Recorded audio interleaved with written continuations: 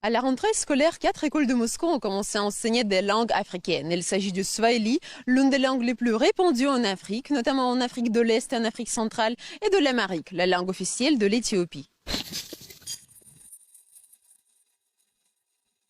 Nous sommes venus assister au cours d'amharique dans une de ces écoles. Entrons en classe et apprenons quelques mots. Si apprendre des langues africaines dans certaines universités spécialisées de Moscou est chose fréquente, en revanche, pour les écoliers âgés de 16 à 17 ans, c'est une aventure peu ordinaire. Certains sont fiers d'être les premiers à apprendre une langue rare. D'autres reconnaissent que c'est une langue très compliquée mais ne veulent pas pour autant y renoncer. Tous ces jeunes s'accordent à dire qu'ils ne pouvaient pas passer à côté d'une telle opportunité. J'ai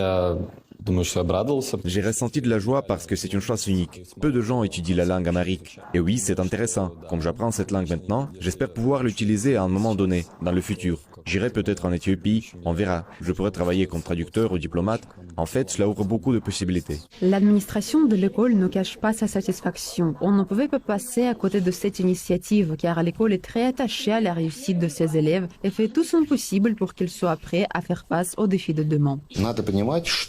Il faut préciser que nous distinguons deux aspects en ce qui concerne les perspectives pour nos diplômés dans l'apprentissage de cette langue. D'une part, les pays africains représentent un marché prometteur et les diplômés qui connaissent l'amharique peuvent être sollicités par des entreprises ou dans le cadre de projets futurs d'investissement. D'autre part, la capitale éthiopienne, Addis Abeba, est le siège de l'une des institutions des Nations Unies.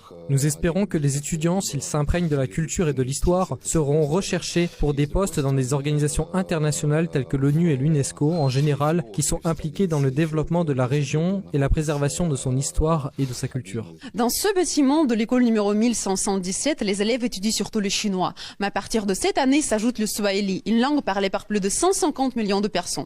Donc des éléments de décor africains devraient s'ajouter bientôt aux décorations chinoises. De manière générale, ce programme a été conçu pour permettre aux enfants d'avoir une perception positive de l'Afrique, pour que les enfants et leurs parents comprennent qu'il s'agit en fait d'une région très prometteuse où il y a vraiment beaucoup de choses à faire, tant au niveau des affaires, de la science, qu'au niveau de la coopération générale entre nos pays. C'est l'objectif de ce cours. Les élèves en avant-dernière année d'études secondaires n'auront pas que 2 ans pour apprendre les bases du swahili. Pas assez d'heures de cours par semaine, regrettent les professeurs. Néanmoins, à l'issue de ces 2 années, les élèves devraient être en mesure de communiquer à l'aéroport, mener une conversation sur des sujets du quotidien et se familiariser avec la géographie et la culture des pays où cette langue est utilisée. Mais il y a aussi ceux qui pensent sérieusement lier leur avenir à cette langue. Je suppose que oui, je peux investir ma vie dans l'étude du swahili parce que je veux devenir journaliste international et que mes connaissances du swahili, du chinois me seront très utiles. C'est de la communication entre les pays. J'ai découvert que le swahili était une langue dont je n'avais jamais entendu parler. J'ai eu envie de savoir quelle était cette langue, d'où elle venait, à quoi elle ressemblait, peut-être de rencontrer un locuteur natif, d'aller à l'école 15-17 et à l'avenir de lier peut-être ma vie au swahili. L'étude des langues africaines, le renforcement des liens politiques et économiques et le désir des élèves de contribuer au développement de relations russo-africaines. Tout cela constitue une base solide pour la coopération entre nos 2 continents.